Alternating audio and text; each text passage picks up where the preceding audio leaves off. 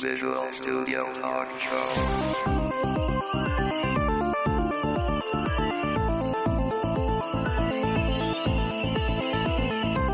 Visual Studio Talk Show est une présentation du groupe d'usagers Visual Studio de Montréal et de .NET Expertise.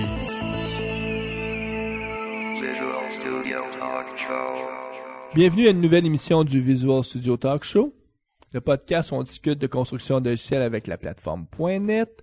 Mon nom est Mario Cardinal. Au micro avec moi, Guy Barrette. Salut Mario, ça va bien? Oui, très bien. C'est l'été.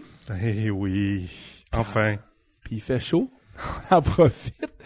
Beau soleil. En tout cas, à date, on n'a pas trop à se plaindre de notre été. Et que l'été est merveilleux au centre-ville de Montréal avec les petites jupes courtes.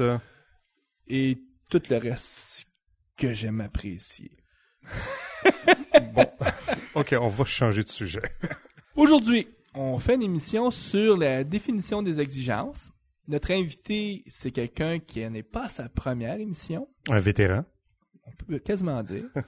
François Beauregard. Salut François. Salut. Salut Mario. Salut Guy. Salut. François qui arrive directement de Ville de Laval. Tout à fait. Après un peu de trafic sur Décarie, je suis là.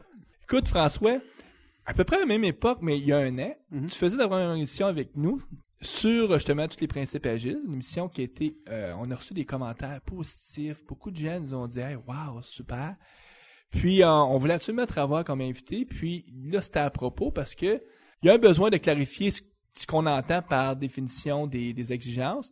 Puis en plus, qui de mieux que toi, parce que votre compagnie, vous avez vu le besoin, puis vous avez même décidé de créer un outil pour aider les développeurs à faire ça. Green Pepper, l'outil, pour pas le nommer. Tout à fait. Donc, c'est sûr que on va toucher un peu à Green Pepper, mais c'est pas le but de l'émission. Là. C'est vraiment plus de parler des concepts derrière tout ce qui touche des exigences, puis les tests fonctionnels, ces choses-là.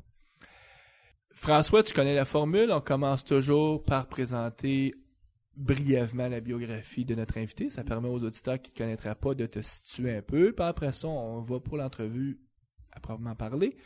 Donc, François, toi, tu es un des fondateurs de la firme de consultation Pixis, qui est maintenant devenue une firme pas juste de consultation, mais de conception de produits. Tout à fait. Pixis, ça existe quoi depuis 5 ans? Septembre 2000. Donc, ça fait 7 ans déjà. Puis, vous êtes à Montréal, en tout cas, vous êtes reconnu pas juste comme une firme qui sait faire du logiciel, mais qui fait la promotion des principes agiles. Exact. C'est-à-dire que, juste pour faire l'histoire un peu de l'entreprise, quand on a parti en 2000, un peu le modus operandi des fondateurs, c'était de trouver une façon différente de faire du logiciel. On savait pas comment on voulait faire les choses, mais on s'était dit, après 10 ans d'expérience de projets informatiques plutôt insatisfaisants, malgré moi j'étais dans une boîte où on avait la réputation de livrer. On n'avait pas la satisfaction qu'on aurait voulu face à nos projets. Fait qu'on a décidé de partir notre boîte puis d'essayer de faire des choses différemment. On a atterri sur Agile tôt parce que justement au départ ça nous semblait différent comme approche. C'était-tu bon, c'était-tu pas bon, on savait pas trop. On commençait à regarder ça. Étant donné qu'on offrait des solutions, on développait clé en main à partir de notre centre de développement. On avait une certaine liberté d'essayer des pratiques puis tout ça. Donc, dès 2002, on a fondé un groupe d'utilisateurs à Montréal qui se rencontre encore aujourd'hui. Le groupe Agile. Le groupe Agile de Montréal qui a été... C'était le fun la semaine passée, je regardais les archives, je disais, hey, en 2002, on a commencé à... Donc là, à cette époque-là, on était vus comme des bizarres de où ce qui sortent eux autres de parler de collaboration, puis de mettre le client dans les équipes, puis des affaires de même. Puis aujourd'hui... C'est là, moi, la première fois que je t'ai rencontré. Parce que même si je suis beaucoup impliqué dans la communauté .NET, on essaie d'aller à vos rencontres aussi parce qu'il y a beaucoup de sujets qui se recoupent. Hein, exact. Forcément. Donc là, étant donné qu'on s'est investi beaucoup là-dedans, en partie à la communauté, tout ça, en 2005 à peu près, on a décidé de développer un volet de service conseil. Donc on élargissait notre mission. Au lieu de faire juste du développement, maintenant on offrait du service conseil, toujours dans des contextes de développement, mais pour des gens qui voudraient adopter des approches agiles. Donc, des approches tant techniques comme du TDD ou de l'intégration continue, des choses comme ça, que plus des approches de gestion.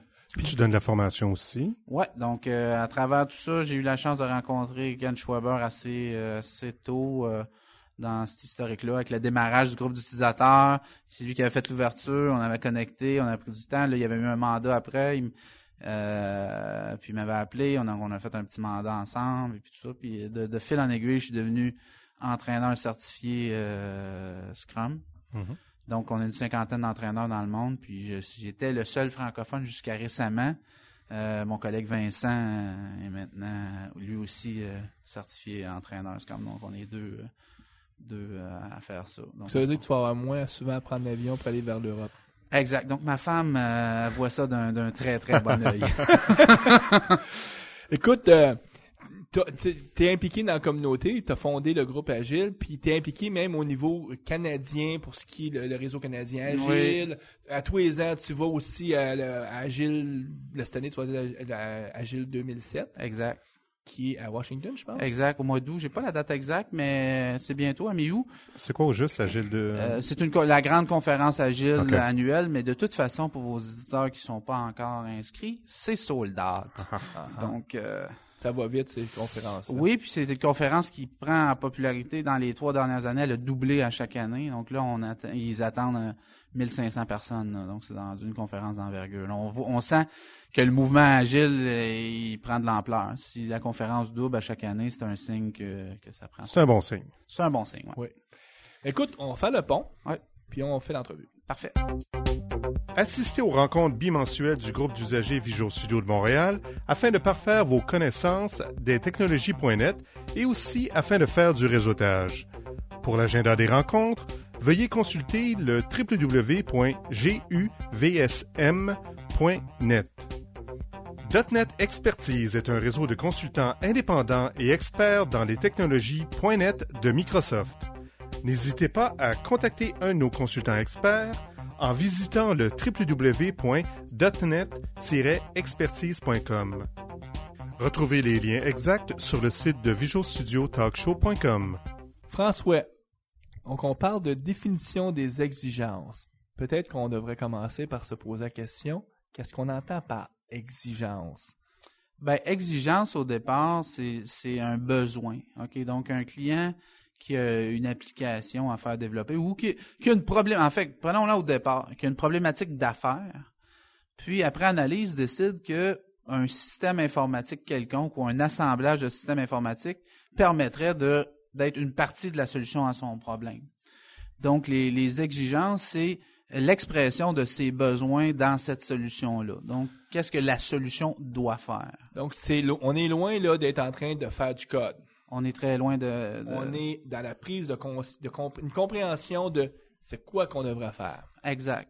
Puis j'imagine qu'il y a différents niveaux. Oui, il y a tout à fait différents niveaux. Dans le sens que au début, le client va nous exprimer ses besoins, ça va être assez ad hoc. On va l'interroger, on va faire des ateliers avec lui, on va faire des dessins au tableau blanc, on va faire certains modèles, puis tout ça. Puis à un moment donné, il va falloir organiser ça, ces exigences-là. Donc là, on va passer dans un mode qu'on appelle les spécifications. Donc, on va écrire des spécifications où on va les partager, mais la plupart du temps, on va les écrire.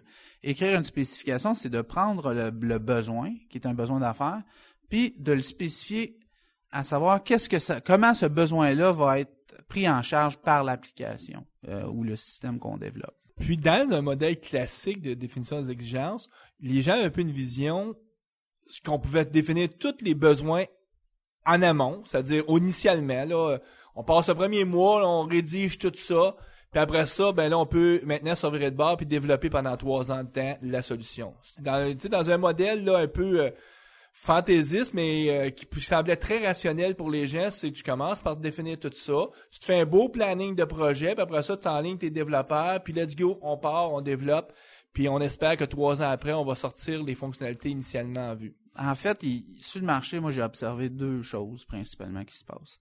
Il y a soit les gens qui écrivent aucune spécification et aucune exigence.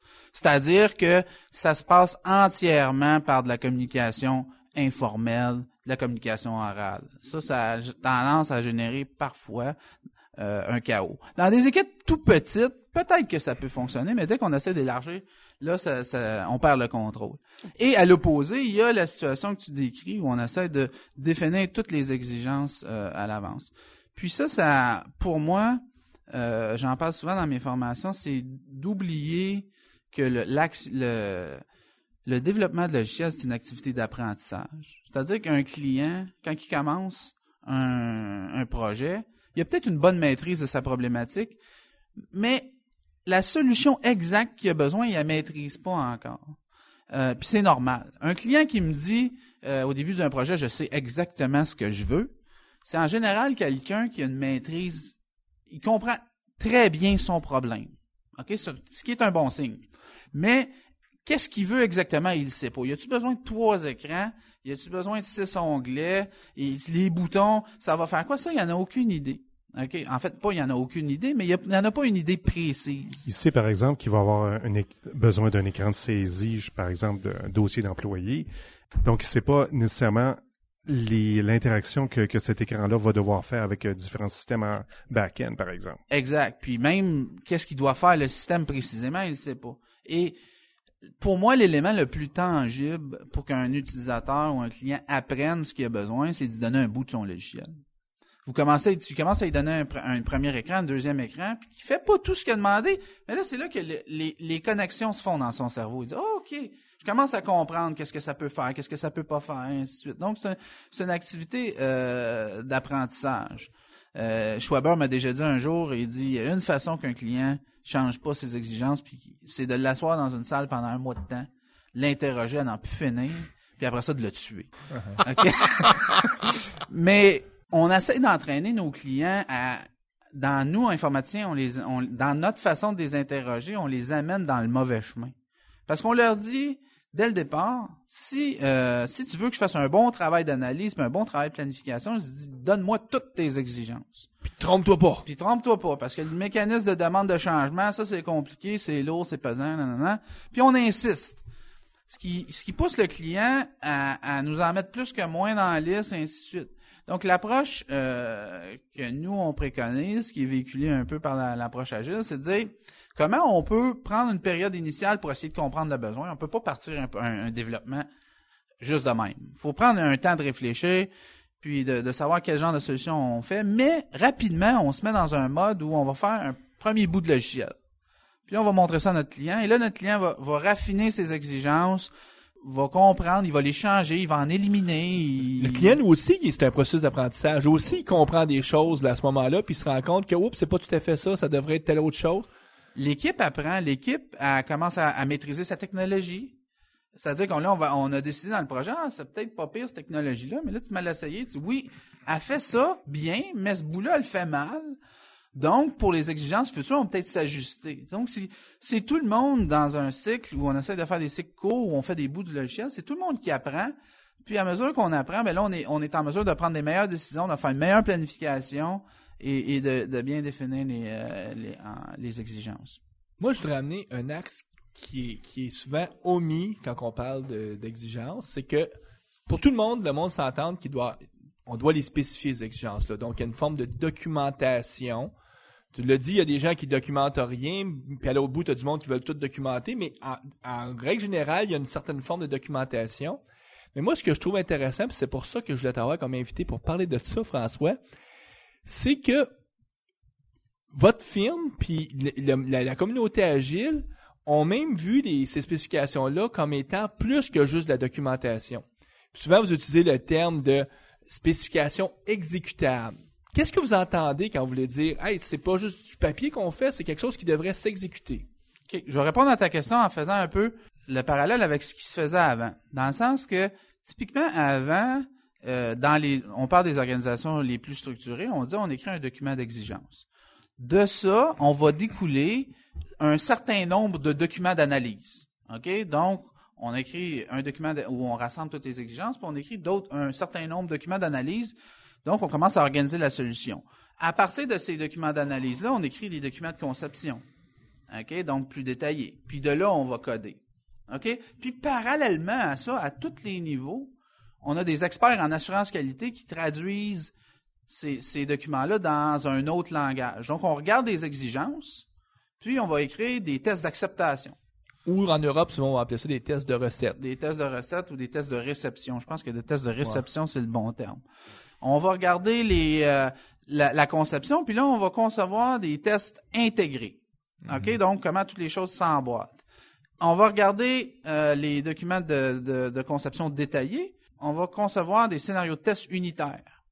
Donc, tout ça, là, c'est la même information qui est transmise sous une forme différente, ce qui amène à penser, c'est quoi qu'il y a de la valeur là-dedans? Puis elle est où la problématique de fiabilité de l'interprétation? C'est-à-dire que je lis un premier document, je le traduis, ainsi de suite. Puis il y a la problématique de traçabilité, évidemment. Si je change une exigence, quel document qui doit changer, puis pourquoi, puis ainsi de suite. Donc, on s'est dit, si on regarde ça, c'est quels les documents qui ont de la valeur là-dedans? C'est les deux bouts de la chaîne.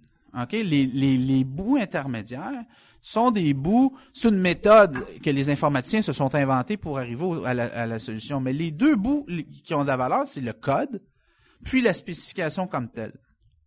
Fait qu'on s'est dit, en agilité, on dit peut-être que si on spécifie, puis qu'on peut prendre ces spécifications-là puis les exécuter directement sur le code, ben les étapes intermédiaires, on va peut-être les faire si c'est nécessaire, mais on va pouvoir aussi trouver des méthodes plus créatives pour les étapes intermédiaires, simplifier ces choses-là. Donc, on va peut-être faire un peu moins de documents d'analyse, on va peut-être faire un peu moins de documents de conception.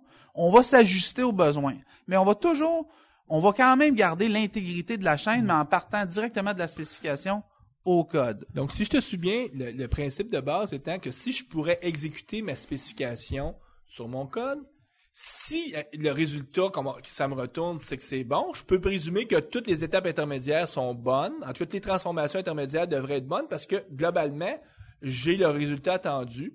Puis, la façon pour vous de rendre ces spécifications-là exécutables, c'est en construisant des tests? Ben, c'est que ta spécification fait office de test. Puis, je veux pas être prétentieux, c'est pas nous autres qui avons inventé ce concept-là. OK? Dans la communauté agile, il y a Ward Cunningham qui est très, très connu, c'est lui qui a inventé le concept des wikis. Puis, il a aussi créé un framework qui s'appelle FIT. Framework for Integrated Testing. Puis l'idée de base des spécifications exécutables, elle émerge de là. Donc, nous, en tant que développeurs de Green Pepper, on leur doit beaucoup. Ce monsieur Cunningham-là, il est derrière FIT, donc cette approche un peu innovatrice de voir les tests, en tout cas les spécifications. C'est lui qui est derrière les wikis. Donc, Wikipédia, ça existe parce que lui, un jour, il a créé un concept de wiki. Donc, c'est pas pire, hein? Dans ta vie, si tu peux dire que tu as été innovateur sur deux idées, puis il est derrière aussi, en tout cas, tous les groupes qui sont intéressés sur les patterns. En tout cas, quand tu regardes où est-ce qu'il était toujours là quand il y avait quelque chose d'intéressant. Ouais, il y a un CV pas pire. Ouais. Est-ce qu'il travaille encore pour Microsoft? Non, je crois qu'il est parti. Il est revenu avec Eclipse, là. Il est revenu, je sais pas où ce qui est. Mais il est revenu avec le groupe Eclipse. Il était chez Microsoft quelques années. Puis là, il a quitté, puis il est revenu travailler sur l'équipe Eclipse. Il y a deux grands... Tu as Eclipse d'un bar, tu as Visual Studio, Microsoft d'un bar, puis si tu t'intéresses aux outils, là, puis tu vas être dans des organisations majeures, c'est une ou l'autre à peu près. Exact. Et lui, il est pas prétentieux pour Saint-Saëns, le monsieur. Hein? Moi, j'ai eu la chance de le rencontrer, puis c'est un homme très, très simple et très, très agréable. Donc, pour revenir à l'idée, c'est que dans l'idée de FIT, c'était d'exprimer de façon structurée les spécifications. Parce que la science aujourd'hui nous permet pas de prendre un document écrit en texte libre. Un document Word, là, par exemple. Un document Word écrit juste avec des mots puis des phrases puis des paragraphes, puis dire on va exécuter ça. On n'est pas encore rendu là. Peut-être un jour. Fait qu'il s'est dit c'est quoi l'élément le plus structurant dans un document? Ben pour lui c'est un tableau. Donc dans un tableau, on est capable d'exprimer une liste de valeurs. On est capable d'exprimer une table de vérité, certaines choses comme ça. Donc il s'est dit aussi, il a introduit le concept d'exemple. Dans le sens que quand on fait des spécifications, puis tous ceux de vos auditeurs qui sont des analystes savent très bien qu'une bonne façon d'amener un client à préciser son besoin puis à lever l'ambiguïté, c'est d'y demander des exemples. Quand il te parle d'un processus, ben là, tu lui dis, ouais, mais dans tel cas, si tu as telle valeur et telle valeur, ben, qu'est-ce qui va se passer avec ton système? Donc, Ward Cunningham, il a associé ces deux idées-là. Il a dit, on va écrire des spécifications dans des tableaux sous forme d'exemples. OK? Et ça, pour nous, c'était une idée de génie. Dans le sens que ça permettait de passer vraiment de l'idée de la spécification à l'exécution.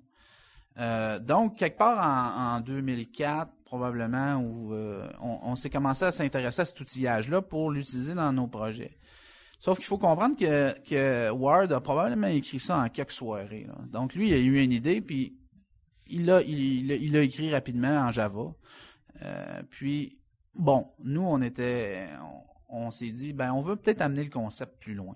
Sauf que là, tu mentionnes le fait, d'écrire des spécificités dans un tableau, ouais. Mais c'est dans un wiki. Dans l'idée initiale de Word, c'était des documents HTML. OK. OK. Plus tard dans l'évolution, on s'est dit, la communauté agile utilisait déjà beaucoup des wikis. Mm-hmm. On s'est dit peut-être que ces spécifications-là, c'est une bonne idée de les déposer dans un wiki. Pour plusieurs raisons. Pour l'aspect collaboratif, donc de partage, on centralise ces documents-là. Et l'aspect intéressant d'un wiki, c'est la spontanéité. De pouvoir que tous les intervenants puissent facilement collaborer, ajouter leur bout. Donc, si on revient à l'approche traditionnelle où on avait plusieurs documents différents, là, on se dit, on est peut-être capable d'avoir un formalisme où tout le monde collabore puis tout le monde comprend. OK? Des tableaux avec des en-têtes, des exemples. Le développeur est capable de comprendre ça. L'analyste en assurance qualité est capable de comprendre ça. L'analyste d'affaires, le client. Donc là, on est peut-être capable de... Là, tu mentionnes le client. Ça, c'est super important. Parce que c'est pas un document qui est vraiment ésotérique, là. C'est quelque chose qu'il peut comprendre. Exact. C'est des tableaux avec des exemples. Puis là, on y parle, par exemple, si on parle d'une calculatrice, on dit, dans la calculatrice peut faire des additions, on va avoir un tableau qui va avoir 3 colonnes. Première opérande, deuxième opérande, puis la troisième colonne, ce serait le total. Puis là, on veut vérifier cette valeur-là. Puis dans le tableau, sur chacune des lignes, on va mettre des exemples. 1 et 2, 1 et 2, ça donne 3. OK? Donc, on va remplir ce tableau-là. Puis après ça, on va pouvoir l'exécuter sur le système. L'exécuter sur le système, c'est ce bout-là qui m'intrigue, là. Ça veut dire que j'ai développé mon système. OK? Ça veut dire que si j'ai une exigence de faire une calculatrice, à un moment donné, je vais écrire un programme qui exécute l'opération. Donc, le framework Fit, à la base, ce qu'il faisait, et Green Pepper utilise une stratégie similaire, c'est à travers des mécanismes de réflexion qu'on a dans les langages modernes comme Java et .NET, on est capable de dire, là, les en-têtes de colonnes, ça devient des noms de méthodes sur des objets. Donc, on va injecter les valeurs dans les vrais objets du système, puis on va demander la réponse. Donc, au lieu de hard-coder dans des tests unitaires, par exemple, dans notre application, on va se servir des informations qui sont dans le tableau, dans le wiki, comme valeur pour feeder là, les tests. Exact, pour feeder le système avec ces valeurs-là, puis vérifier que le système nous retourne les bonnes valeurs après. Mais là, il faut bien comprendre que ces valeurs-là, ils ne vont pas par introspection appeler des tests unitaires directement, parce que le but, c'est de tester le fonctionnel de l'applicatif. Oui. Puis, donc, s'ils n'appellent pas directement des tests unitaires, ils appelleront pas non plus directement l'interface usagée pour essayer de rentrer l'information dans des champs, c'est pas ça. Donc, tu es obligé de structurer ton application pour avoir un découplage, que ce qui est présenté, la vue doit être complètement indépendante de ton code ou de ta partie qui est un peu comme ton contrôleur. Donc, tu es obligé de structurer ton architecture pour qu'elle fitte avec cette approche-là. En gros, ça va promouvoir les bonnes approches d'architecture en couches, là. C'est-à-dire que ta couche de présentation puis ta couche de domaine ou de métier, selon le langage qu'on utilise, devront être séparés. Puis l'idée de ces trucs-là, c'est de tester ta logique métier, c'est-à-dire toute ta logique d'affaires. Parce que essayer de tester ça à travers toutes les interfaces utilisateurs, on sait que c'est complexe. C'est possible avec des outils sophistiqués, mais imaginez que j'ai un écran avec 6 onglets, paquet de boutons, d'essayer de feeder des valeurs par script là-dedans, puis de tester tous les cas possibles. Tu vas écrire pratiquement plus de code que ton code applicatif. On s'aide pas, là, on se perd dans tout ça. Là. Exact. Donc, l'idée de Fit, puis qui a été véhiculée par la suite aussi par notre produit, c'est de dire on va s'accrocher au bon niveau. Donc, à certains niveaux, en dessous de la couche d'interface utilisateur. Puis, c'est quoi le bon niveau? Mais là, ça dépend de l'architecture de l'application.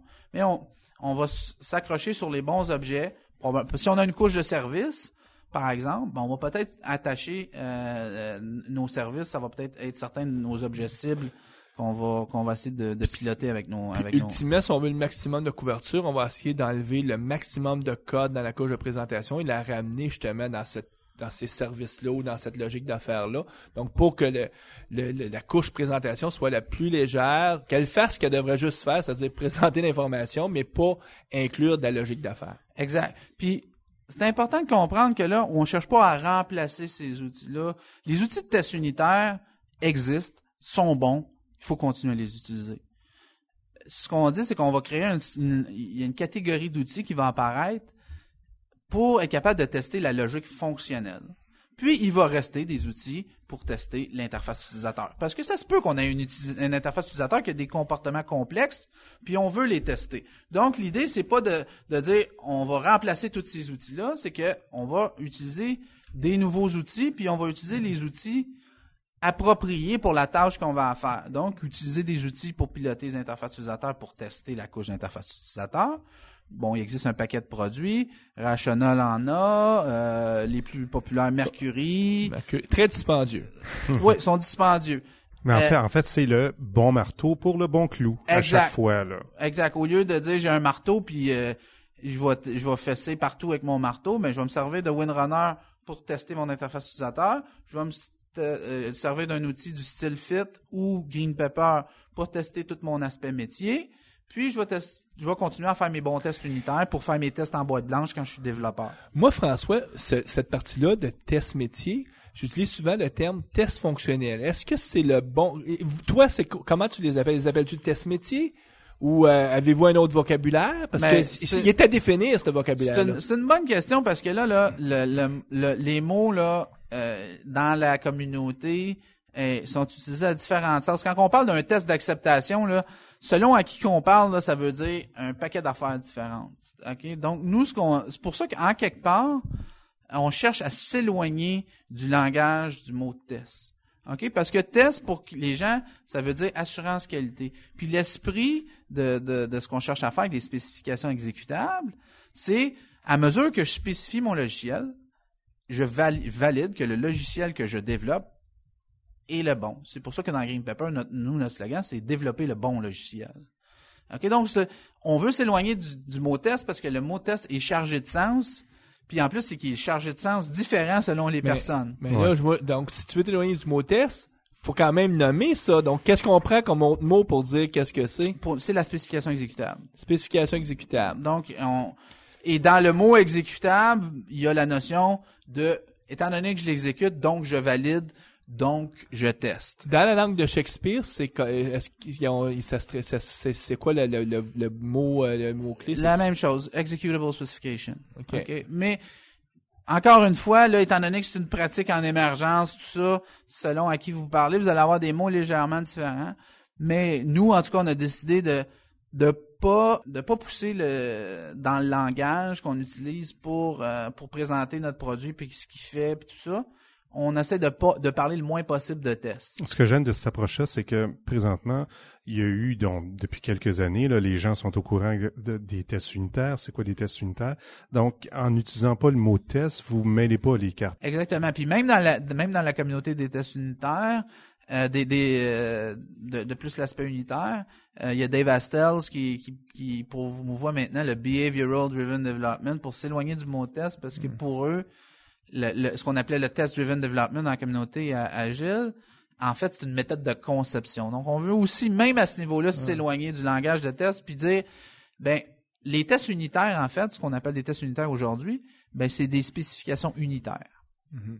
Puis, ce qui prête la confusion encore plus, c'est qu'un produit comme le vôtre, Green Pepper, puis Fit aussi, pour lancer et automatiser ces tests-là, pour qu'ils soient tous exécutés, on utilise des frameworks de tests unitaires.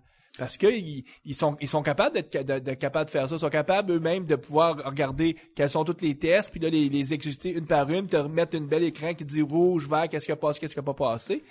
Puis donc ça amène encore plus cette confusion-là de dire c'est-tu pour faire des tests? Puis là il y a même des gens qui disent ça c'est des tests unitaires.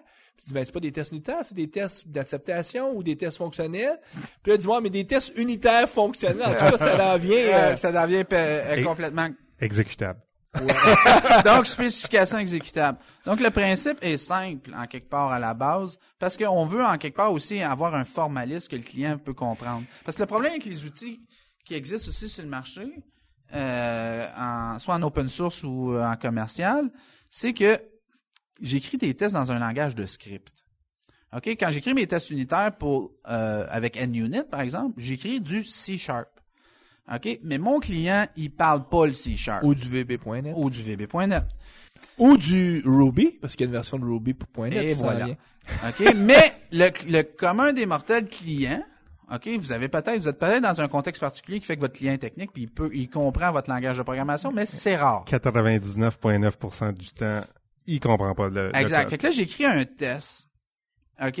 Puis même avec les langages qui pilotent les interfaces utilisateurs, c'est un certain langage de script. Donc, j'ai aucun moyen d'aller voir mon client puis de dire, ce que j'ai écrit là comme test, c'est-tu bon? Ben, il sait pas lire ça. Donc, l'idée de Ward Cunningham à la base, c'est de dire, comment je peux exprimer ça dans un langage qui, lui, disait business facing.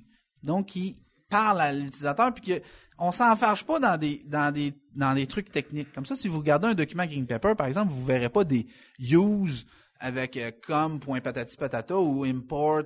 On essaie d'enlever tout ce qui est de la garniture de programmation. Ça, on le garde pour le programmeur. Puis ce qu'on va mettre dans le document, ben c'est vraiment du texte libre et les tableaux qui nous servent de spécification avec des exemples dedans. Le tableau amène la structure. Et voilà. Parce que le texte libre, ça pourrait être n'importe quoi. Là. Mais puis peut-être qu'un jour, on va définir certaines sémantiques puis certaines règles dans le texte libre pour être capable de l'interpréter. Je dis pas qu'on va pas aller là un jour, mais aujourd'hui, le tableau, c'est un élément structurant parce que tu as des colonnes, tu as des rangées. Puis tu es capable de facilement mettre des exemples là-dedans puis des valeurs. Mm-hmm. Okay? Tu nous disais un peu plus tôt que en 2004, vous avez découvert le framework Fit. Puis aujourd'hui, en 2007, plutôt que de prendre Fit ou d'autres solutions open source, je sais pas, jumeler Fit avec des outils de test unitaire, tout ça, vous avez développé Green Paper. Qu'est-ce qui vous a amené à décider de développer? Ben, j'imagine le premier besoin, c'était pas pour en faire un produit commercial, c'était plus probablement pour satisfaire, vous donner la capacité de pouvoir développer avec des spécifications exécutables chez vous, chez Pexsys. Exact. Et il faut comprendre que Ward, quand il a fait le Fit en premier, lui, il s'est pas attardé à la problématique d'outillage.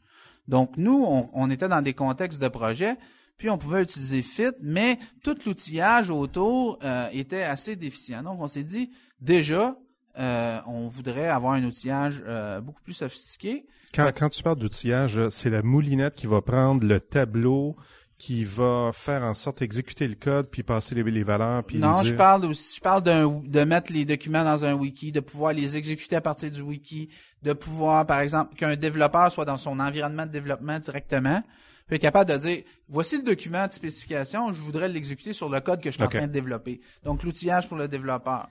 Okay. Donc, certes, un paquet de trucs comme ça. Puis aussi, on s'est dit, on va peut-être amener l'affaire un peu plus loin. Dire, il y a d'autres éléments sémantiques structurants dans un document. Peut-être, je pense à des listes à puces, je pense à des listes numérotées. Dans une prochaine version aussi, on voudrait supporter un formaliste.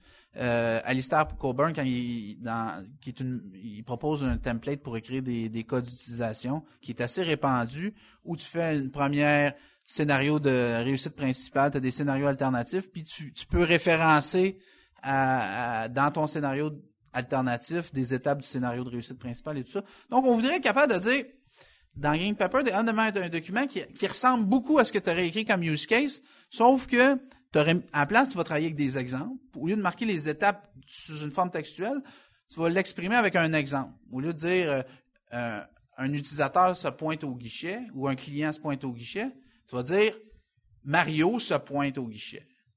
OK? Puis après ça, Mario donne son numéro de compte. Puis là, donc, tu vas exprimer dans un langage similaire, mais avec des exemples. Puis on va essayer que le document de use case soit le plus proche de ce qu'on produit aujourd'hui pour être capable d'avoir une transition facile pour les gens. Puis ça va bien se marier avec la technique là, qui utilise les personas ou les rôles là, pour définir les différents rôles de l'application. Exact, tout à fait.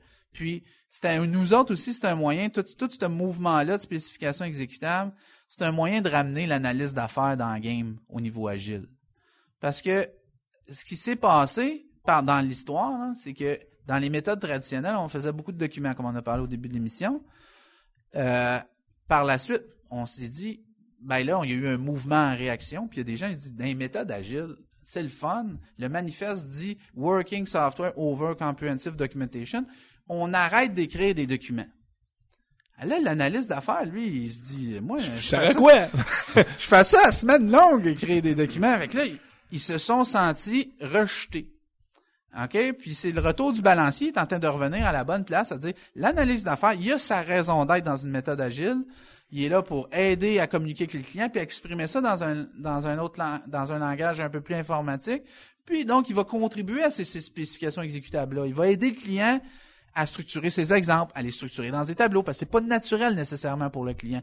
Donc, l'analyse d'affaires avec Fit puis Green Pepper, il reprend sa place dans le développement informatique. Mais tu l'as dit, c'est un changement culturel pour eux autres. Un peu comme les développeurs, on a eu un changement culturel quand on est passé de la programmation procédurale à la programmation orientée objet. Il a fallu comme se tourner à 180 degrés notre vision de ce que c'est développer. Pour eux autres, ça doit changer aussi leur vision de ce que c'est exprimer des spécifications. Un peu, effectivement. En fait, dans une équipe qui utilise un produit comme ça, les gens qui écrivent les documents, tout le monde va contribuer. Le développeur va aller contribuer des choses, le client va aller contribuer des choses, mais les gens qui écrivent la structure, tout ça, c'est comme un hybride d'analyse d'affaires puis d'analyse en assurance qualité. Donc, les gens qui sont des spécialistes en assurance qualité, eux, on va les éduquer à utiliser le produit, puis les mêmes choses pour les analystes d'affaires. Donc, eux, ils reprennent leur place, puis on se dit, ben oui, en agile, là, on peut en écrire des documents, c'est correct. Puis, une des problématiques qu'on vit présentement, ou que les entreprises qui produisent beaucoup de documentation vivent, c'est que souvent, chaque analyste a sa façon de faire, sa méthode là d'écrire ses spécifications là. Amener une espèce de structure va permettre de faciliter le passage des documents d'une personne à l'autre, de faire vivre ces documents-là. Exact. Puis ça, c'est l'environnement wiki à l'œuvre. OK, c'est un dépôt central où c'est facile pour tout le monde de consulter, d'aller apporter une correction sur un document d'un autre. Écoute, dans une équipe agile, même si c'est Mario qui a écrit la spécification de la fonctionnalité un tel, moi je vois une erreur, je vais la corriger puis vice versa. On sait que Mario fait pas souvent d'erreurs, mais ça l'arrive. Ne rêvez pas en couleur, hein? J'ai mon lot d'erreurs.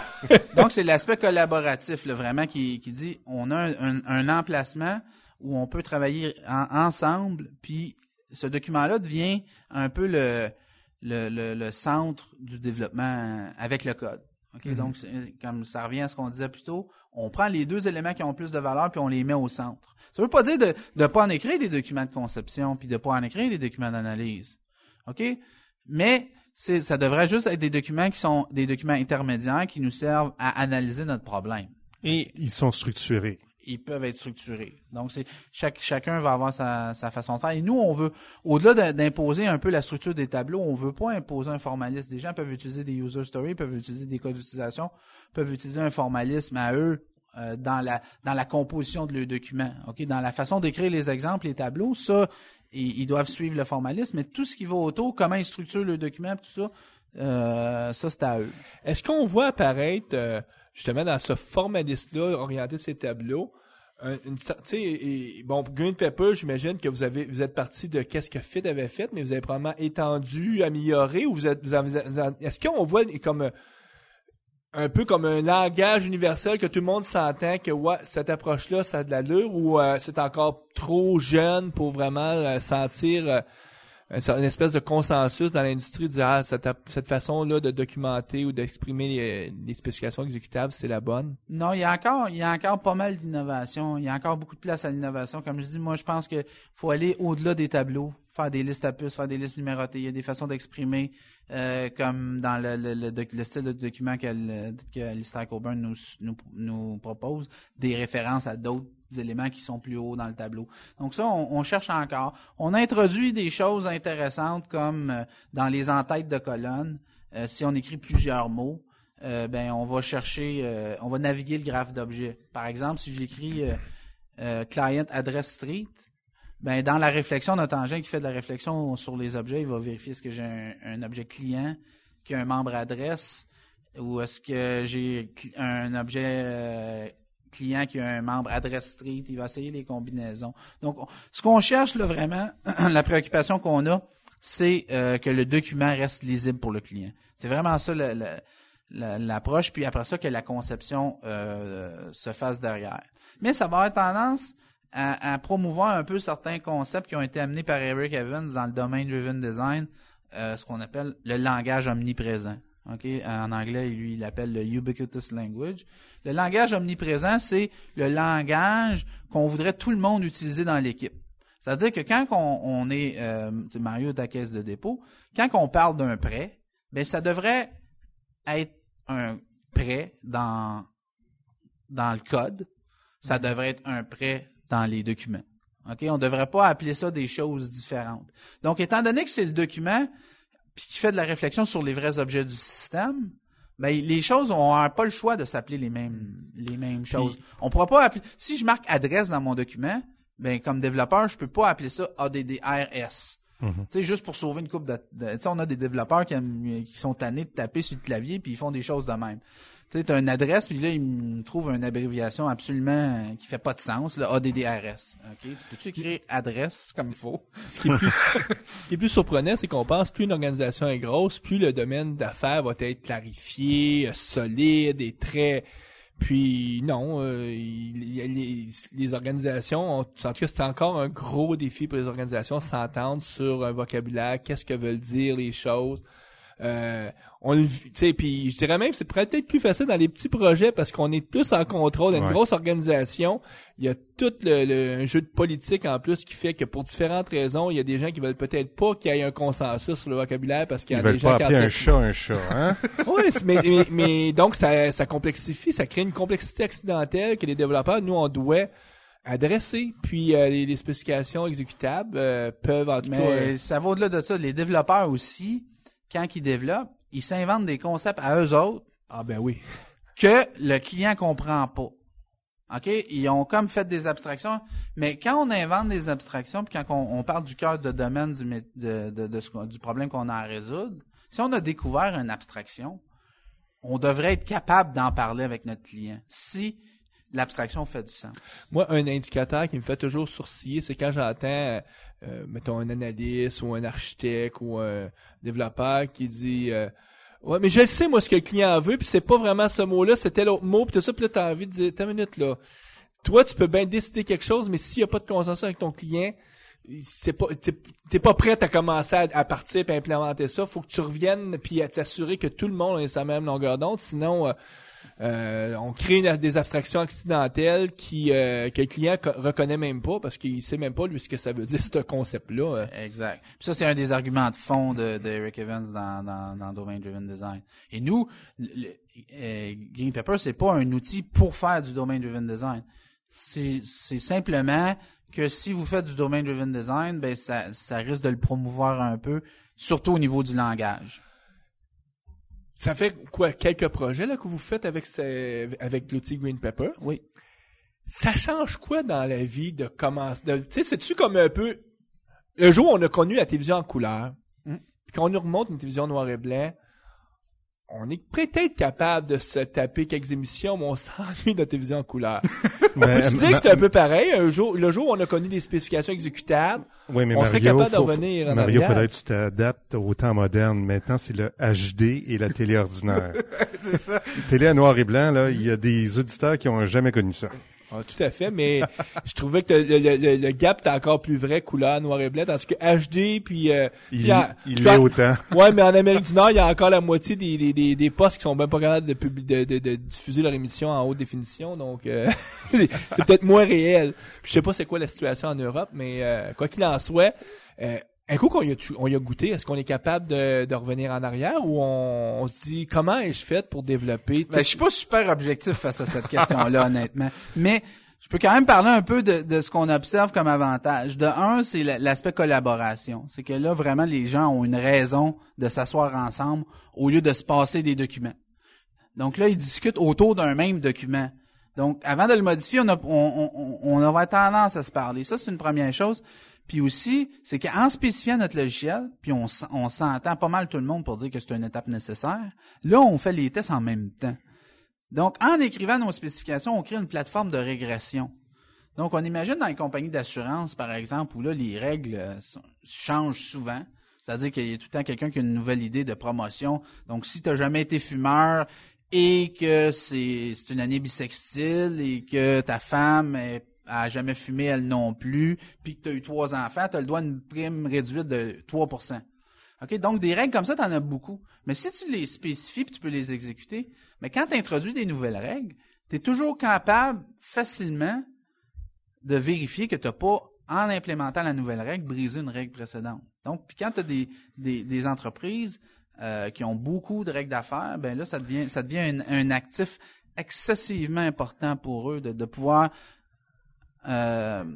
les exécuter fréquemment. Finalement, on revit la même chose qu'aujourd'hui on vit avec nos tests unitaires qu'on passe en test de régression on and on and on and on. C'est-à-dire qu'on est sûr qu'on brise pas les contrats que les classes implémentent. Là, c'est le contrat fonctionnel ou en tout cas le contrat d'affaires qu'on vérifie qu'on n'est pas en train de... Est-ce que l'application, pas comment elle le fait, mais ce qu'elle doit faire, on le vérifie.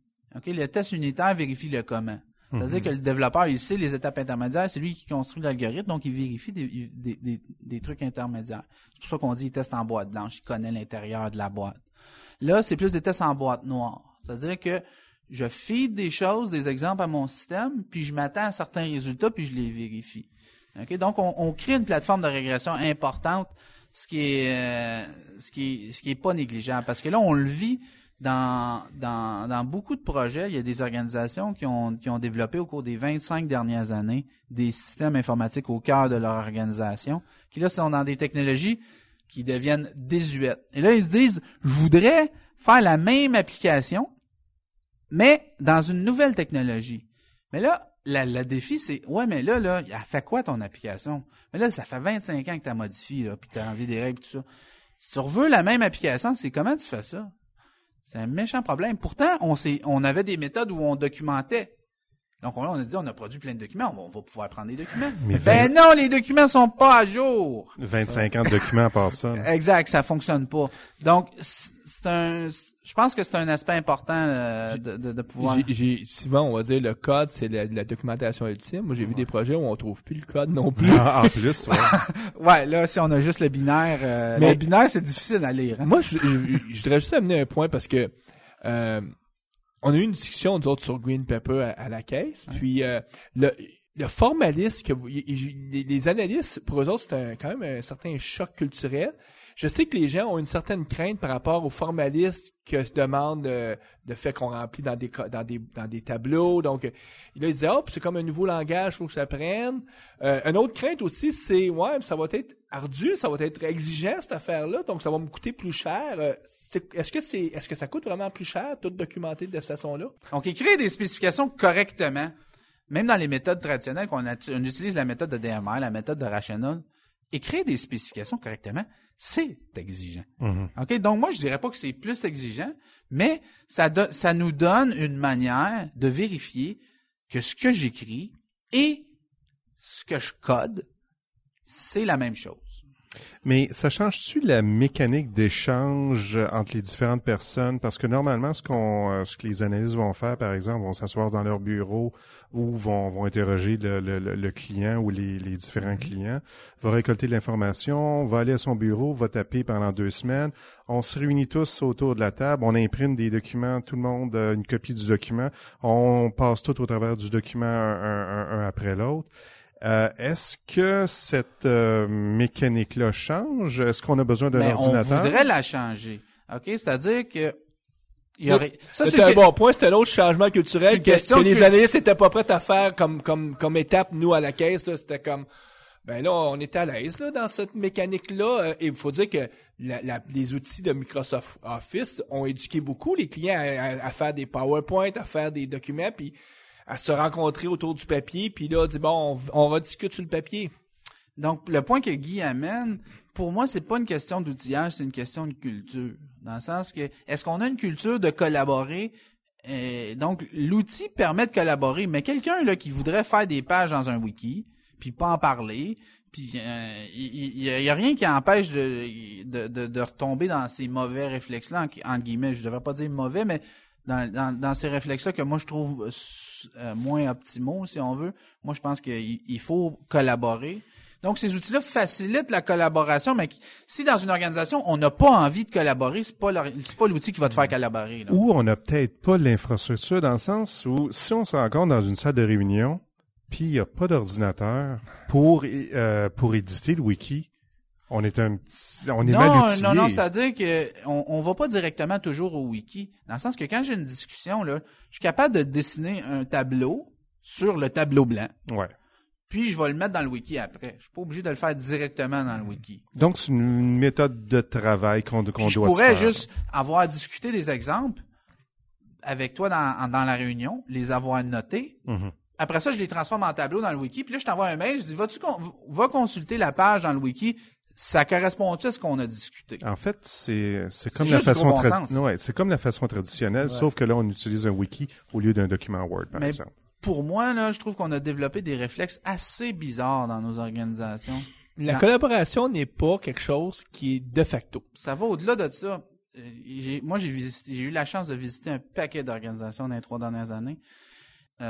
J'étais dans une organisation qui font des instruments pour les chimistes. Okay? Donc, l'instrument, ça permet de mettre un liquide dans l'instrument, puis éventuellement, ça analyse sa composition chimique. Puis la première étape, c'est de le chauffer. Donc, il y a une des composantes de l'instrument, carrément, c'est un four. OK? Il y a d'autres composantes plus sophistiquées, mais c'est un four. Tu mets une température.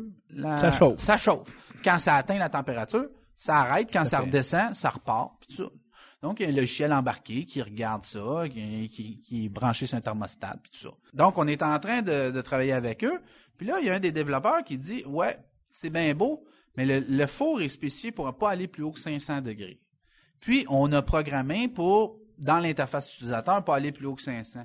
Mais qu'est-ce qui arrive si le four, il va quand même en haut de 500? Qu'est-ce qu'on veut faire?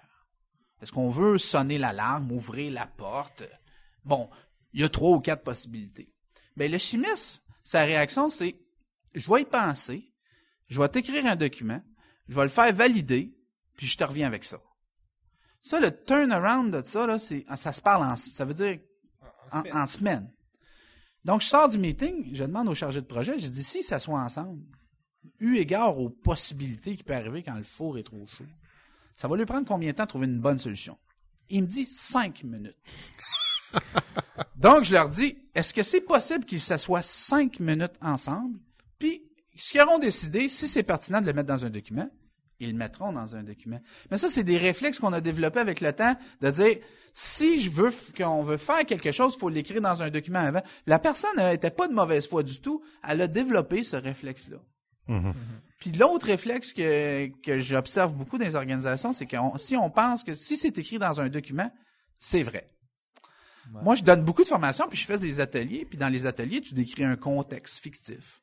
Puis je fais toujours exprès pour qu'il y ait des erreurs, des redondances. Et là, les gens là, dans l'atelier, ils commencent à combattre pour essayer de trouver une logique aux erreurs. Parce qu'ils se disent, si c'est dans le document, ça doit être vrai. Okay? On a développé ce réflexe-là. Ouais. Plus que ça, il y a beaucoup de gens, si la spécification vient d'être écrite, le logiciel existe. On l'a écrit dans le document Word, donc le logiciel existe, puis on dit, ouais, on est loin, là. Mais pour beaucoup d'organisations, il y a comme... ça devient concret pour eux. Donc, dans les méthodes agiles, c'est un des vecteurs qui nous a amené éventuellement à ces spécifications exécutables, ces trucs-là, c'est de dire, est-ce qu'on peut repenser nos façons de voir les documents? OK? Au lieu de dire, comme certains gens ont interprété en lisant le manifeste, faut arrêter de faire des documents, c'est dire, est-ce qu'on peut repenser nos comportements puis dire, faire des choix réfléchis de documentation? On va documenter dans une façon que, honnêtement, on va être capable de mettre à jour. Si on le met pas à jour, là, ben, il faut que, moi, je vais dire, ben, posez-vous la question, est-ce que le document, vous en avez besoin? Si la réponse, c'est oui. OK, mais qu'est-ce qu'on peut faire pour le tenir à jour? Est-ce qu'on peut en avoir une forme plus simple? Je sais pas. La réponse c'est seulement l'équipe qui le sait. Mais l'idée dans l'agilité, c'est de ramener au centre le gros bon sens, puis de faire des bons choix de documentation. Puis ce qui est encore plus ardu dans ce changement-là, parce que tous les principes derrière les spécifications exécutables, c'est du gros bon sens. Donc tu dis, ouais, ça a d'allure cette affaire-là. Mais les organisations, eux autres, dans la façon qu'ils procèdent aujourd'hui, ils sont persuadés aussi que c'est très rationnel ce qu'ils font, parce que pour eux, c'est aussi rationnel de dire, je crée un document, tu sais, ton monsieur qui dit, bon, je vais faire un document, je vais reviser, va te retourner. Pour lui, c'était rationnel, cette approche-là. Oui. Puis c'était sécurisant, c'était aussi être quelque part dans la démarche scientifique de dire, je vais créer, je vais documenter, je vais... Donc, nous, quand on arrive, on fait une promotion de quelque chose qui est plus léger, qui semble être un raccourci. Souvent, les gens ont l'impression de dire, oups, je serai plus dans mon confort de rationalité, puis c'est difficile. Donc, c'est une autre barrière au changement. Mais pour moi, la rigueur, c'est autre chose. C'est-à-dire que si je me mets à écrire des spécifications exécutables, là, je peux les écrire avec très peu de rigueur ou avec beaucoup de rigueur. C'est pas fonction du formalisme. Ça, c'est encore une fois une fonction de culture dans l'organisation. Est-ce qu'on a une culture de rigueur d'esprit dans cette organisation-là ou on a une culture de botcher? OK? Puis, c'est pas l'outillage qui va faire cette différence-là. L'outillage devient un enabler en quelque part. C'est-à-dire que ça facilite la chose. Mais si, encore une fois, comme on dit pour la collaboration, si on n'a pas envie d'être rigoureux, ben, c'est pas Green Pepper puis c'est pas Fit qui va te rendre rigoureux. Mais si on n'a pas envie d'être rigoureux, on voudrait peut-être même pas adopter ce type d'approche-là parce que on a trop peur que ça nous force à... on a peur que ça nous force à travailler comme il faut. Je sais pas. Moi, je pense que les gens, faut faire confiance aux gens quelque part. Les gens ont envie de bien travailler. Ça, je suis d'accord avec toi. La règle générale, le monde veut faire des il y en a des tarés dans nos organisations, là, mais on s'entend, c'est pas la masse. François, si quelqu'un, là, un auditeur, là, est intéressé par les concepts puis voudrait regarder un petit peu ce que Green Pepper peut offrir, par où qu'il peut commencer? Il commence par aller sur le site. On va mettre le lien. Il commence à aller sur le site. C'est important de comprendre qu'il y a une partie de l'outillage qui est open source. OK? Donc, il peut downloader la version open source puis s'amuser avec. Il peut aussi télécharger une version d'évaluation. Et même, on a une version à 2 utilisateurs qui est entièrement gratuite. OK? Donc, pour l'essayer dans un petit groupe puis éventuellement l'élargir, la version... à 10 utilisateurs, elle est payante. Puis votre produit, il y a une version Java, puis il y a une version .NET aussi. Tout à fait. Donc, dans la version Java, au niveau de l'outillage pour le wiki, c'est Confluence. On intègre aussi avec la gestion des exigences dans Jira. Et puis, pour l'environnement du développeur, on intègre dans Eclipse.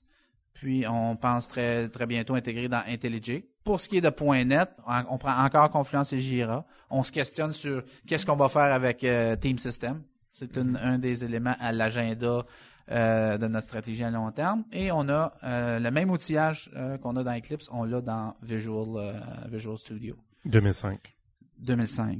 Et là, c'est un débat parce qu'on a vu ce qui se passe avec testdriven.net. Là. Ah donc, oui, de supporter la version... Est-ce qu'on peut distribuer notre plugin sur Visual Studio Express ou non? Vous n'êtes pas supposé.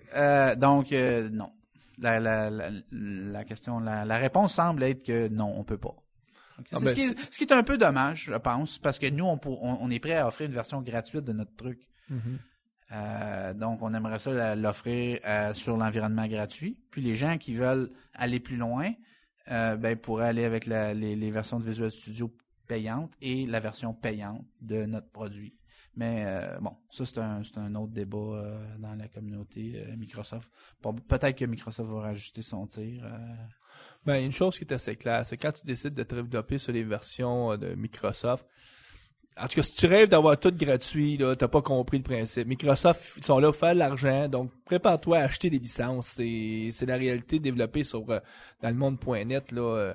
Ça, c'est exactement... Mais moi, je trouve, en tout cas, c'est ça le regard réaliste. Si il y a peut-être nos auditeurs qui disent non, moi, je voudrais tout avoir gratuit, mais t'es peut-être pas sur la bonne plateforme parce que c'est pas... Microsoft sont pas là pour donner des choses.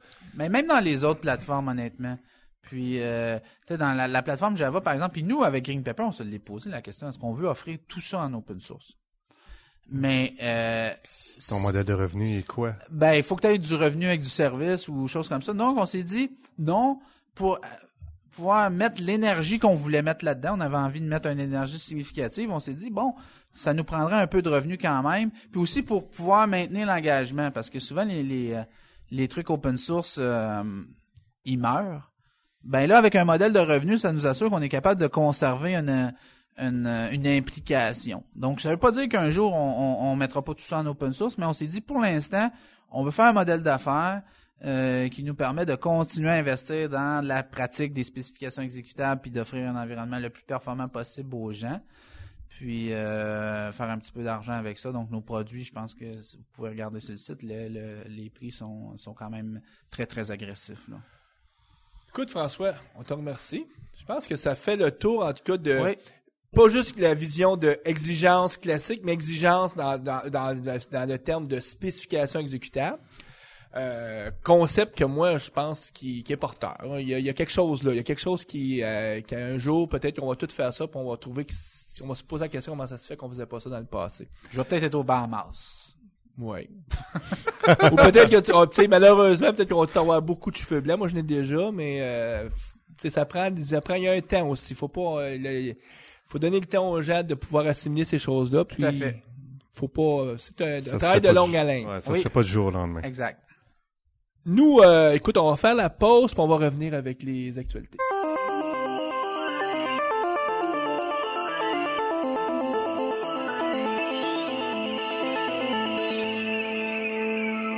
Les actualités, mon cher Guy, qu'est-ce qui a retenu ton attention? Ben, il y avait la conférence TechEd dernièrement qui s'est déroulée à Orlando, Florida. Qui se déroule presque toujours maintenant. Non, on le sait, l'année passée, c'était à Boston. Donc, Oh oui, non, ben, en fait, c'était supposé d'être à la Nouvelle-Orléans cette année, mais au début de l'année, ils se sont aperçus que, bon, au niveau de l'infrastructure de la ville, c'est pas tout rebâti encore, puis la capacité de l'aéroport était pas encore là pour recevoir autant d'avions, autant de vols. là. parce que c'est quoi, quasiment 13-14 000 personnes? Ouais, là? 13-14 000 personnes. C'est une grosse conférence. Oui. Donc, il y a eu des choses annoncées à TechEd. Bon. Il n'y a pas eu grand-chose à TechEd qui a été annoncé. En fait, les choses au niveau du développement ont vraiment... La plupart étaient toutes annoncées à Mix, donc les grosses annonces. Alors, ce qu'on avait à TechEd, c'est des miettes comme Visual Studio et SQL Server. On connaissait les noms codes de bêta, donc Orcas et Katmai. Alors, le nom officiel, ça va être Visual Studio 2008 et SQL Server 2008. Grosse annonce. Puis là, il faut dire, il y a des gens qui se disent « Ah, ça veut absolument dire que ça sera pas livré avant 2008. » Puis on tient à vous rappeler que l'année financière de Microsoft commence en 1er juillet. Ouais. Donc, pour eux autres, 2008, c'est 1er juillet de cette année jusqu'au 30 juin de l'an prochain. Donc, ça se peut quand même que le produit sorte à l'automne. Ça se peut. Parmi les annonces, mais en fait, il y a des annonces plus intéressantes qui sont sorties. Il va y avoir une version Shell de Visual Studio 2008. Donc, la coquille de Visual Studio. Exactement. Donc, pour les fabricants d'outils, de logiciels ou en fait d'outils de développement qui voudraient utiliser la coquille de Visual Studio, ils vont pouvoir le faire avec Visual Studio 2008 Shell.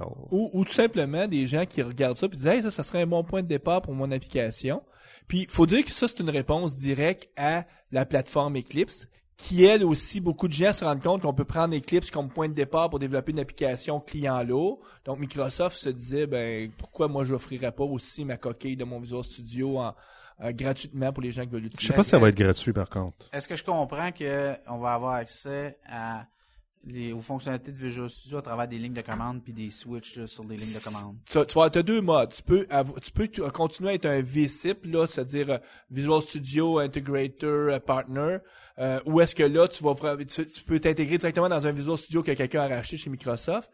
Mais il y a un autre mode qui est littéralement de prendre la coquille et de la redistribuer avec ton produit sans que tu aies besoin de payer de redevance à Microsoft. Si j'ai bien compris, là, c'est comme tu peux prendre ça et faire un produit avec ça. Et donc ça devient, si tu as déjà un Visual Studio qui est installé sur ton poste et tu installerais ton application, il vient pas s'installer dans le Visual Studio actuel.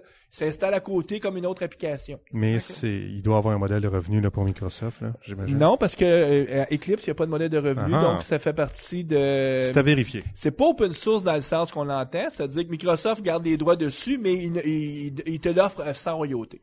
Exact. C'est comme plusieurs produits là, qui offrent une version des fois limitée ou en mode gratuit, mais c'est pas open source. Puis là, c'est l'annonce. On verra dans les faits comment ça se concrétisera. Donc, prenez pas ce que je dis pour du cash. Là, on va attendre littéralement quand ça sera officiel comment ça va se Mais c'est ma compréhension à ce jour.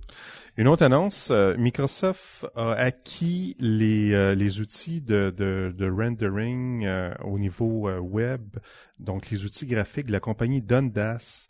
Donc tout ce qui est graphique, là, présenter des tartes là, par exemple, au niveau graphique. La compagnie Dundas avait des outils fort intéressants, puis Microsoft a acquis ces produits-là pour les intégrer dans SQL Server Reporting Services 2008. Puis c'est pas une annonce banale, ça. Un des produits que Dundas a qui est unique sur le marché aujourd'hui, c'est des contrôles qui sont capables de se brancher sur des bases de données multidimensionnelles. On a fait une émission il y a quelques semaines maintenant avec Éric Renaud sur les bases de données multidimensionnelles. On a expliqué comment l'intelligence d'affaires, c'est important maintenant. À la caisse, nous, des contrôles de données, on en crée, j'ai des projets, moi, où j'en fais 2-3 contrôles de données. Et ce contrôle-là de Dundas, on l'avait analysé parce qu'on trouvait fort intéressant. Moi, je suis pas surpris que Microsoft achète Dundas. Pour moi, c'est dans l'ordre des choses, l'ordre des choses. Puis je suis même heureux. Ça veut dire que je vais avoir ces contrôles-là pour pas cher parce que ceux que Dundas, eux autres, les vendaient plutôt cher. Ouais, faut comprendre qu'ils n'ont pas acheté la compagnie. Ils ont acheté seulement les sets d'outils qui vont intégrer dans SQL Server Reporting. Peut-être que l'outil qui m'intéresse sera pas là. Donc peut-être. Une autre annonce à TechEd, Microsoft a annoncé un produit qui est en alpha présentement qui s'appelle Acropolis. Je suis pas certain exactement qu'est-ce que c'est, mais ça me semble être un câble, un composite application block, mais pour WPF. Moi, je suis content qu'il l'ait annoncé parce qu'on a le droit d'en parler parce que c'est un smart client, c'est la version du composite UI application block, mais pour WPF. Et redesigné beaucoup mieux. Moi, j'ai eu des présentations d'architecture là-dessus où est-ce qu'on nous demandait nos avis. Les modèles, un modèle View Presenter très bien fait. En tout cas, vraiment, d'un point de vue architectural, c'est ça qu'on a besoin pour des applications d'entreprise. Puis là, eux autres le refont avec une bonne architecture, puis ça va supporter WPF. Donc, ça va être un nouveau type de projet qu'on va avoir dans Visual Studio, qui va être un projet Smart Client avec une architecture qui sera pas de la bébelle comme quand on crée une application Windows Form aujourd'hui où est-ce que la cible première, c'est les développeurs de petites applications. Puis quand tu fais des choses en entreprise, tu es obligé de jeter ça pour refaire. Là, ça va être pensé pour les gens qui font des choses en entreprise. Donc, moi, je suis très heureux de ça. Et je sens ton enthousiasme. Regarde, nous, on utilise le Composite UI Application Block à la caisse et quand ce produit-là va sortir, on va probablement regarder comment on peut migrer pour aller vers ça parce qu'il y a des bénéfices. Une petite question, est-ce que ça supporte seulement WPF? Ma compréhension aujourd'hui, c'est oui. Mais on sait qu'on est capable dans WPF de hoster des composantes Windows Form. Donc, je pense que les deux mondes vont pouvoir cohabiter. Faudra voir quand le produit officiellement. Mais moi, je sais que d'un point de vue pour un architecte, tout ce que j'ai vu, ce qu'on m'a présenté, c'était wow. Pour une fois que Microsoft fait des choses comme il faut. On pourrait peut-être faire ils font les choses comme il faut sur d'autres choses, là, mais en tout cas, de ce point de vue-là, bravo, en tout cas, j'étais content. On pourra peut-être faire une émission là-dessus à un moment donné quand le produit sera un petit peu plus mature. Tout à fait. Ça, c'était les annonces qu'il y a eu à TechEd. Microsoft a aussi annoncé un nouvel ordinateur ou, je sais pas si on peut appeler ça un ordinateur, un nouveau kiosque. L'ordinateur s'appelle Surface. Alors, c'est une espèce de table à café où l'écran, est intégré dans la table. Est intégré dans la table. Et puis, c'est touchscreen. C'est touchscreen, mais avec plusieurs points de toucher. Donc, plusieurs personnes peuvent manipuler des objets à l'écran en même temps. C'est assez impressionnant. Mais ça va être un marché niche. D'après moi, ça va être l'évolution du kiosque. Moi, si j'ai vu différemment, quand j'ai vu ça, je dis, hey, j'en veux un pour faire du design. Les architectes, là, s'ils nous fourniraient un outil, ça pourrait remplacer le tableau blanc. En tout cas, je voyais, moi, tout de suite un potentiel. J'ai même blogué là-dessus en disant, oups, ça, c'est peut-être parce que aujourd'hui, il est plat, mais tu peux aussi l'afficher sur un mur. Il y a du potentiel là, puis c'est une innovation que Microsoft ont fait dans leur groupe de recherche, puis en tout cas, ça semble être quelque chose d'intéressant. Ça a du potentiel. Nous, dans la communauté agile, on utilise des cartes, on met ça sur des tableaux, tout ça, puis on veut les déplacer Donc, quand j'ai vu ça, j'ai dit... Moi, je voyais des cartes se promener sur la table, là. C'était clair. Puis moi, je voyais faire des diagrammes d'architectes, puis dire, regarde, c'est comme ça, comme ça, comme ça. Puis à la fin, c'est tout digitalisé, cette affaire-là. Donc, oui, ça va révolutionner l'expérience utilisateur, je pense. Mais, comme tu dis, Guy, je pense que pour un certain temps, ça te marche. Oui, parce qu'on parle de 10 000 $ américains pour commencer. On s'entend, c'est un nouveau type d'ordinateur, ça remplacera pas nos ordinateurs actuels. Non. Ça répond à un autre type de besoin. Oui, absolument. Autre nouvelle? Ben en fait, la dernière, Apple a annoncé à sa conférence de développeurs dernièrement qu'il allait sortir leur furteur Safari sur la plateforme Windows. Puis ça, je t'avouerai que je cherche c'est quoi les bénéfices pour Apple. Puis tu sais, des fois, tu as des moves que les compagnies font. Qu'est-ce que Apple lance de gros? Qu'est-ce que Apple lance de gros cette année? Leur iPhone. C'est quoi la plateforme d'exécution d'application sur l'iPhone? C'est le furteur. Donc là, ils veulent contrôler une partie du... Ben en fait, si tu développes des applications pour le iPhone, t'as absolument besoin d'un Mac, ben t'es limité dans ton marché. Mais si tu permets de tester les applications sous Windows, donc avec Safari sous Windows, donc là tu t'élargis ton champ potentiel de développement.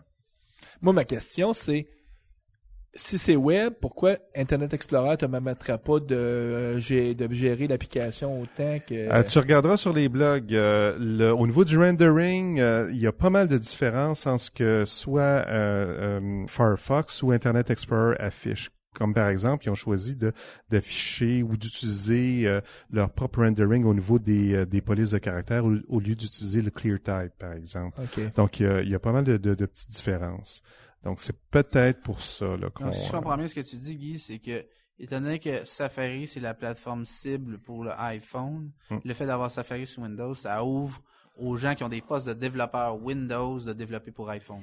Ben, en fait, au moins, le tester, exactement. Donc, okay. C'est la seule chose que je peux voir, là. Puis, en fait, j'ai fouillé un petit peu dans les blogs, dont on se posait des questions, par exemple, sur la liste des privés des directeurs régionaux. Puis, bon, c'est quoi la raison? Puis, c'est la seule raison, là, intelligente qui est sortie. Il y en a d'autres comme, bon, ben, c'est pour... parce que maintenant, tu peux rouler du Windows sur tes MacBooks. Bon, c'est pour punir les utilisateurs Windows maintenant, mais ça tenait pas debout, là. Non, ça tient pas debout. Peut-être qu'un jour, un ordinateur MacBook va shipper juste avec Windows. Ça se peut, hein, parce que pour Apple, en tout cas, la partie logicielle, ça n'a jamais été leur gros de leur gagne-pain. C'est toujours vraiment le produit. Mais Steve Jobs, justement, à cette conférence-là, ils ont dit que Apple, c'est une compagnie de software. Bon. Petit changement. Écoute, c'est à voir. Petit changement. C'est une annonce intéressante, au moins pour alimenter les blogs. Ouais, absolument. Ben, ça fait le tour des actualités, Guy. Oui, il y en avait pas mal ce fois-ci. Nous, on en profite toujours aussi pour annoncer ce qui s'en vient du côté du GUVSM, le groupe utilisateur Visual Studio à Montréal. Ouais, je pense que quand on va mettre l'émission en onde... il va rester comme un 24 heures avant notre dernière rencontre de l'année, qui est le 18 juin. Oui, on va avoir Dominique Sévigny qui va nous faire ses 2 présentations qu'il a fait à DevTeach sur Ajax.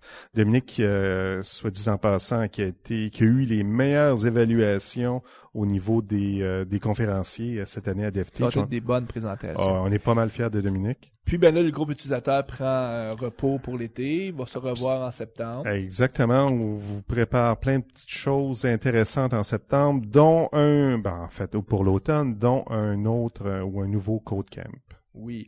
Nous, on a une prochaine émission à la fin du mois avec Jean-Luc David. On va parler de WCF. Mm-hmm. C'est une émission qu'on a enregistrée, ou en tout cas pré-enregistrée lors de DevTeach. On va juste... ça va compléter le trio WPF, WF qu'on a fait de cette année. Mm-hmm. Puis, ben, on est en train aussi, nous autres, de concocter la prochaine année du Visual Studio. Donc, on va vous tenir au courant là-dessus. Écoute, François, on te remercie encore. C'est un plaisir. Puis, encore une fois, moi, j'ai appris des choses. On a plutôt l'impression qu'on connaît certains sujets, mais non, il y a toujours des choses à apprendre. Donc, merci de m'éduquer. C'est un plaisir. Merci bien. Au revoir. À la prochaine. Bye.